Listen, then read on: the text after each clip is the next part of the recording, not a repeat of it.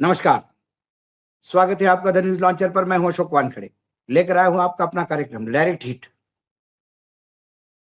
एक sting operation जिसने तहलका मचा दिया बंगाल की राजनीति में। भारतीय जनता पार्टी जो बंगाल में सत्ता में आना चाहती है, ममता दीदी जो अपनी सत्ता बचाना चाहती है। चुनाव आयोग का खेल अलग है, न्यायपालिका मौन है। इस ऐसे एटमॉस्फेयर में, ऐसे जद्दोजहद में इस स्टिंग ऑपरेशन ने इतना हंगामा कर दिया कि ओएसी ने गठबंधन तोड़ अपना खुद का चुनाव लड़ने का तय किया। मुस्लिम मतदाताओं के ठेकेदार कौन? क्या मुस्लिम नेतृत्व बीजेपी के सामने नतमस्तक होगा? क्या ममता से मुस्लिम वोट छिटकाने का एक नया षड्यंत्र था? क्या पैसे का खेल इतने बड़े पैमाने पे हो सकता है? क्या 1000 करोड़ किसी एक राजनीतिक दल को ऑफर किए जा सकते हैं? ऐसे कई सवालों ने जन्म लिया स्टिंग ऑपरेशन से। अब कोई कहता है वो एआई ऑपरेटेड है। जिसका स्टिंग ऑपरेशन हुआ, कबीर, वो कहता है कि भाई मैं तो टीएमसी पे केस करूंगा। उधर शिवेंदु बीजेपी के, वो जिसका स्टिंग ऑपरेशन हो गया उसको डिफेंड करते हैं।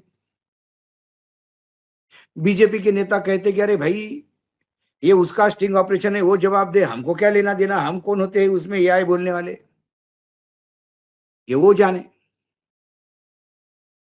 इतना कंफ्यूजन है। लेकिन अब क्या इस स्टिंग ऑपरेशन की कलाई खुलने से अमित शाह भी डर गए हैं, बैकफुट पे आ गए हैं? क्या पीएमओ का मिशन फेल हो गया? क्या इसमें कोई जांच होगी?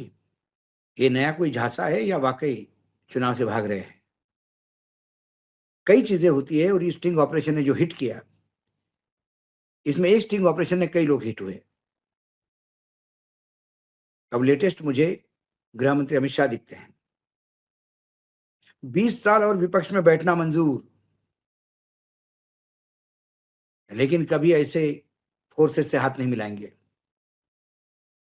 ये ममता का ही खेल है। आपको उनकी क्षमता पता नहीं। ये ममता को कमजोर बताने वाले लोग अब ममता को शक्तिशाली भी बताने लगे हैं। कबीर ने दावा किया कि ये वीडियो उन्हें बदनाम करने के लिए एआई का इस्तेमाल करके बनाया गया था। उन्होंने ये धमकी भी दी है कि अगर तृणमूल कांग्रेस कोई सबूत पेश नहीं कर पाई तो वो उनके खिलाफ मानहानि का मुकदमा दायर करेंगे।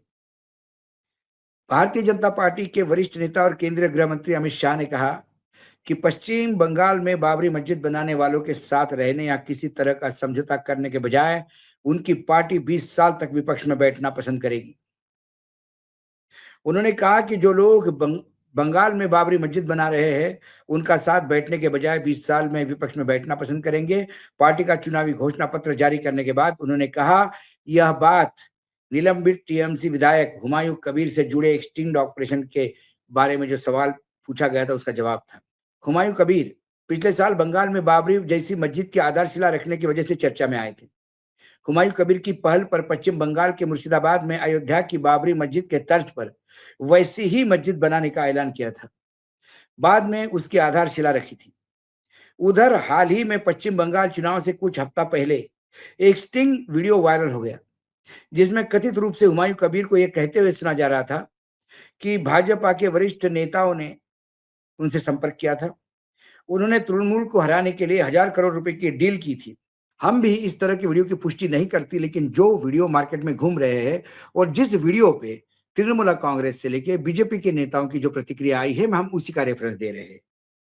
बहरहाल, एक तरह जहां राज्य की सत्ताधारी टीएमसी ने स्टिंग के किए गए दावों को लेकर कबीर और बीजेपी दोनों की आलोचना की है, वहीं दोनों पक्ष ने आरोप लगाया कि यह राजनीतिक फायदे के लिए फैलाया जा रहा एक फर्जी वीडियो है। इसी कड़ी में शाह ने पत्रकारों के सवाल के जवाब में कहा और वादा किया कि पश्चिम बंगाल की मुख्यमंत्री ममता बनर्जी ऐसे 2000 वीडियो बना सकती है। दावा किया उन्होंने ऐसा। शाह ने कहा कि आप लोग ममता दीदी की क्षमताओं से अनजान हो। ममता दीदी ऐसे 2000 वीडियो बना सकती है। हुमायूं कबीर और Bharatiya Janata party south pole और नॉर्थ पोल है। कभी हमारा मेल नहीं हो सकता। हम बंगाल में बाबरी मस्जिद बनाने वाले के साथ बैठने के बजाय 20 साल विपक्ष में बैठना पसंद करेंगे। शाह ने पहले बंगाल भाजपा के पूर्व अध्यक्ष दिलीप घोष ने हुमायूं कबीर का मजाक उड़ाते हुए कहा कि वह 100 करोड़ के भी हकदार नहीं है। 1000 करोड़ रुपए की बात तो छोड़ दीजिए।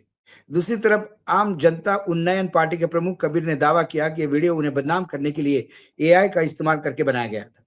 उन्होंने ये भी धमकी दी थी कि अगर तृणमूल कांग्रेस कोई सबूत पेश नहीं कर पाई तो वह उसके खिलाफ मानहानि का मुकदमा दायर करेंगे। कबीर ने कहा, यह तृणमूल की तरफ से मुझे बदनाम करने की कोशिश है, क्योंकि उन्हें मुस्लिम वोट खोने का डर है। उन्होंने ऐसा नकली वीडियो जारी करके समुदाय का अपमान किया है, जिसमें एआई के जरिए कुछ बयान डालकर मुसलमानों की भावनाओं का मजाक उड़ाया है। अब सभी कहते हैं कि एआई एआई एआई एआई ने किया है। क्या ये एआई का खेल है? और एआई का खेल है तो फिर एफआईआर दर्ज क्यों नहीं? यदि वर्तमान में ममता की सरकार भले ही वहां पे है, लेकिन सरकार तो वहां चला कौन रहा है? सरकार वहां चला रहा है चुनाव आयोग। और यदि पवन खेड़ा ने कुछ कहने पे या पवन खेड़ा के कुछ आरोप पे तुरंत असम की पुलिस जाके उनको दिल्ली पे उनके घर पे हमला बोल सकती है या उनके, लेकिन यदि पवन खेड़ा के घर पे असम की पुलिस छापे मार सकती है, उन्हें अग्रिम जमानत के लिए मजबूर कर सकती है, तो क्या ये मामला बंगाल में नहीं हो सकता? क्या बंगाल में अभी इसकी फॉरेंसिक लैब में जाने का डर है किसी को? क्या ये वाकई स्टिंग ऑपरेशन था? वाकई बीजेपी को जितवाने के लिए खेल हो रहा था? और यदि नहीं हो रहा है तो फिर इसमें डरने की क्या बात? रही विपक्ष में बैठने की बात, नॉर्थ पोल और साउथ पोल तो कबीर और बीजेपी तो है ही, लेकिन क्या ये साथ आ सकते हैं? यदि जम्मू कश्मीर में पीडीपी के साथ सरकार बना सकती है भाजपा, जो नॉर्थ पोल और साउथ पोल है, महाराष्ट्र में अजित पवार को सबसे भ्रष्ट कहने वाली बीजेपी उसके साथ मिलकर सरकार बना सकती है, जो नॉर्थ पोल और साउथ पोल थे भ्रष्टाचार के मामले में। हेमंत विश्व शर्मा के भ्रष्टाचार के आरोपों को लेके पूरे सदन के सप्ताह सप्ताह तक सदन न चलने देने वाले विधानसभा के आसाम विधानसभा में वही भाजपा उनको मुख्यमंत्री बनाती है। इसी बंगाल में ऐसे कई नेता है तृणमूल कांग्रेस के, जिसके खिलाफ भ्रष्टाचार के आरोपों से हंगामा कर दिया था बीजेपी ने। आज वो बीजेपी के साथ है तो बीजेपी चुप है। बीजेपी के नॉर्थ पोल साउथ पोल की बात हास्यास्पद लगती है, क्योंकि बीजेपी ना नॉर्थ पोल की बात करता है ना साउथ पोल की सोचता है। जब सत्ता के समीकरण ठीक बैठते हो और सत्ता पर कब्जा हो सकता है, तो फिर कौन सा भी पोल कहीं भी जाके मिल सकता है। ये वर्तमान भाजपा का कैरेक्टर हो गया है।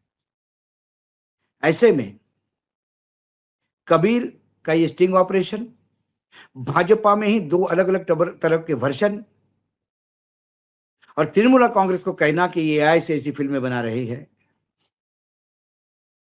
ये और हास्यास्पद लगता है। और ऐसा यदि हुआ है तो तृणमूल कांग्रेस को तो चुनाव आयोग ने चुनाव लड़ने से ही बैन कर देना चाहिए। लेकिन फिर मामला कोर्ट तक जाने में देरी किस बात की और डर किस बात का? या मात्र ये जुबानी जमा खर्च हो रहा है? कुल मिलाकर ये स्टिंग ऑपरेशन हुमायूं कबीर का भाजपा के लिए घातक हो गया। हुमायूं कबीर के लिए, खुद के लिए, क्योंकि वो इसी ने उससे अलग यानी दूरी बना ली, और ओवैसी ने दूरी बना के ही इस स्टिंग ऑपरेशन को सच्चा बोल दिया। अब मुस्लिम मतदाताओं को यह तय करना है कि वाकई उनको किसके पक्ष में वोट देना है। विवेक पे है निर्भर, और ये विवेक चुनाव के चंद दिन पहले स्टिंग ऑपरेशन से एक बार फिर चर्चा में आया। आज डायरेक्ट हिट में इतना ही। कल फिर आता हूं किसी विषय के साथ। तब तक के लिए नमस्कार। देखते रहिएगा द न्यूज लॉन्चर।